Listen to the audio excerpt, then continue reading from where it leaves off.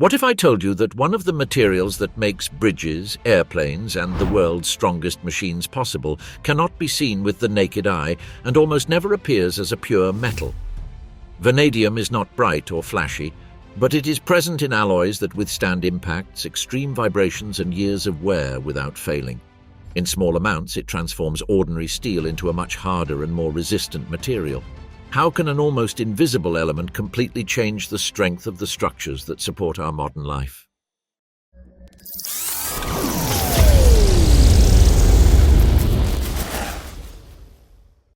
In nature, vanadium rarely appears as a free metal. It does not usually occur as pure nuggets or as obvious veins ready to be mined. It is, to put it simply, a metal that prefers to hide. It slips inside other minerals, disguises itself, and spreads out in different matrices. It can be associated with iron minerals, with formations containing titanium, with phosphates, and it can even appear in certain contexts linked to heavy oil and coal. That is why it can be described as an invisible metal. It is not that it does not exist, but that it is almost always diluted in something else. That condition has a direct consequence. Extracting vanadium is not like extracting an obvious mineral, where the target is clear and concentrated. Here, the challenge is to identify it, measure it, separate it, and gradually bring it into a useful form. Vanadium mining is usually accompanied by constant chemical control and processing technologies that, without exaggeration, are the difference between a valuable concentrate and a pile of rock with no industrial interest. Depending on the region, the sources may vary, but in general terms, vanadium is obtained from minerals where it is trapped and needs to be released through well-controlled chemical and metallurgical routes. At that point, vanadium stops being a simple geological presence and becomes a complete production chain: mining, concentration, thermal treatment, leaching, precipitation, purification, and reduction. The process of obtaining useful vanadium from rock resembles a multi-stage purification more than a direct extraction. First, the material goes through concentration operations, crushing, grinding, and, when appropriate, magnetic separation to enrich the fraction where vanadium is associated. The initial goal is simple: to reduce the volume of useless rock and keep a more interesting mixture for the subsequent chemical treatment. Then comes one of the keys of the process: the thermal and chemical treatment to convert relatively inert vanadium compounds into more reactive or soluble forms. A common industrial path includes a calcination stage and the use of reagents that help move the vanadium toward compounds that can later be dissolved and separated from the rest. In this sequence, a classic protagonist appears: vanadium pentoxide, V2O5, which is usually obtained as a brightly colored solid, a kind of visual signal that the shadow hidden in the rock has already been transformed into a real raw material. That oxide is, in many industrial circuits, the gateway to the production of alloys and intermediate products. From that point on, vanadium is no longer just an idea inside a mineral. It is a compound that can move through industry, that can be refined, transformed, and end up in a steel that will work for years under vibration, impact, heat, or pressure. The great leap of vanadium as a strategic material began to stand out strongly when the industry realized something very concrete: with little, a lot can be achieved. At the beginning of the 20th century, in the midst of an era of industrial growth, the world needed stronger parts without turning every machine into a heavy and inefficient block. Ordinary steel worked, but it had limits. If you hardened it too much, it became brittle. If you kept it very tough, it wore out or deformed. The balance was expensive. That is where vanadium showed its advantage, allowing steels to maintain strength and hardness without falling so easily into brittleness. In the automotive world, that logic was pure gold: reducing weight without losing reliability, making lighter mechanisms that could withstand repeated load cycles, creating components with better performance without multiplying the volume of material. And that is one of the reasons why vanadium ended up becoming a fixed ingredient in several families of advanced steels. If there is a place where a metal proves its value, it is in the environment where everything breaks. Where the loads are brutal, the impacts are real, the heat gives no respite, and error is not an option. In the military and heavy industrial fields, vanadium became relevant for one essential reason: it helps steel develop a more robust microstructure. At a microscopic scale, and in certain aspects almost an atomic one, vanadium can form stable compounds, carbides and nitrides, that influence grain size and the boundaries between crystals within the steel. What does that mean in plain language? That the material can become more resistant to deformation and also more capable of slowing the advance of microcracks. Because many serious failures do not begin with a cinematic break.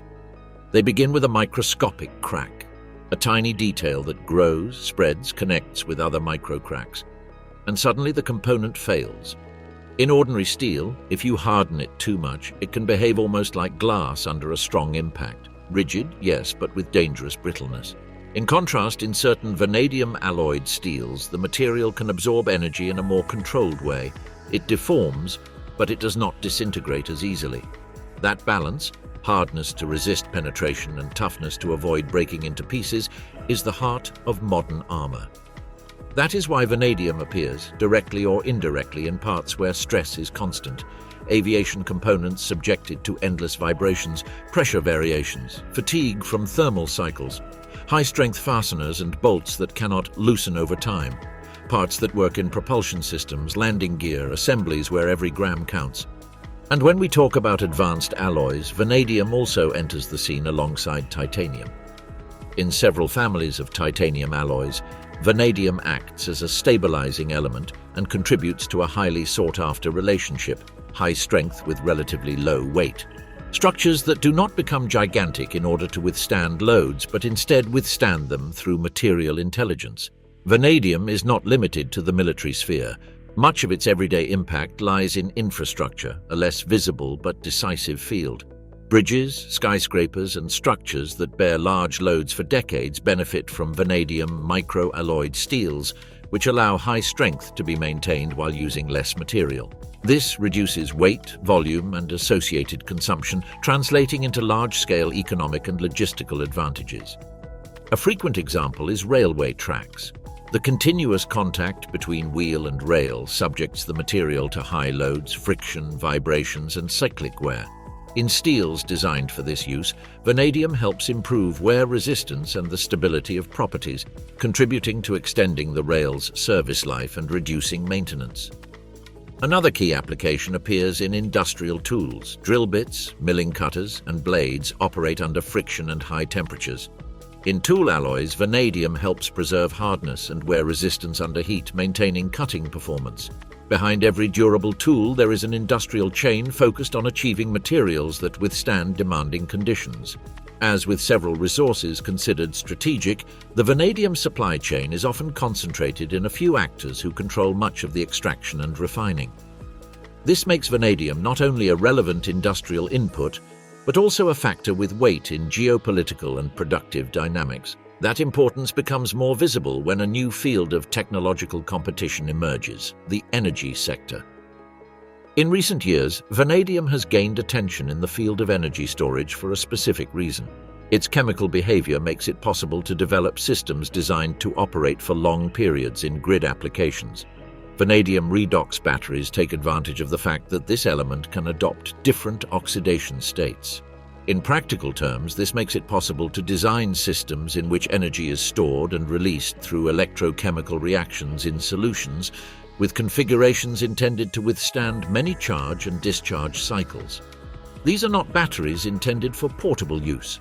Their main application is stationary storage, stabilizing electrical grids, supporting the integration of renewable energy, absorbing demand peaks, and delivering energy in a controlled manner. The technological interest lies in their potential to operate for years with relatively lower degradation compared to other alternatives, provided that design and maintenance are adequate.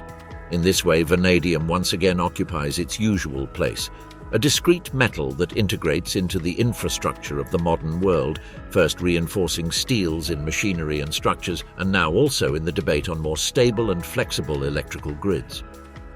From a chemical standpoint, vanadium presents a striking feature. Depending on its oxidation state, its solutions can display colors ranging from violet to deep red. This behavior was one of the aspects that attracted researchers' attention. However, beyond the visual, industrial reality is demanding. Converting complex minerals into usable products requires furnaces, reactors, leaching processes, solution treatment, and a significant consumption of energy and water. This introduces an environmental challenge. The production and refining of vanadium compounds require high temperatures in certain stages, the use of chemical reagents, and washing circuits that generate residual streams. Improper handling of these solutions can affect soils and groundwater. For this reason, modern facilities incorporate closed-loop systems, water recirculation, reagent recovery, and specific treatments to reduce discharges and minimize environmental impact. In summary, vanadium requires not only engineering to make it useful, but also to manage it responsibly. In addition to its industrial relevance, vanadium appears in certain biological systems. Some marine organisms can accumulate it in concentrations far higher than those of their environment. This phenomenon, beyond its scientific interest, shows that the element is part of the set of chemical possibilities of life, even though its role for human activity remains primarily technological. In the steel industry, vanadium is usually incorporated in the form of ferrovanadium, an intermediate product designed to be dosed in a controlled manner into furnaces and metal baths. Obtaining ferrovanadium with precise specifications requires controlling impurities, temperatures, and composition. Behind this process, there are mining operations, chemical plants, laboratories, logistics, and continuous analysis. Since vanadium acts in small quantities, precision in composition is critical. Minimal deviations can significantly affect the performance of the final material. This explains why, although it is not a metal known to the general public, vanadium functions as a silent backbone of heavy industry. Global demand for resistant materials continues to rise. The growth of infrastructure, transportation, and safety requirements drives the search for more efficient, lighter, and more durable solutions. This pushes research toward better processing methods, higher recovery rates, lower environmental impact, and increasingly refined alloy design at the microstructural level. Vanadium shows that it does not need to be flashy to be decisive. Some elements support much of the modern world from the background. Without them, many of the structures we take for granted would be more fragile, heavier, or less durable.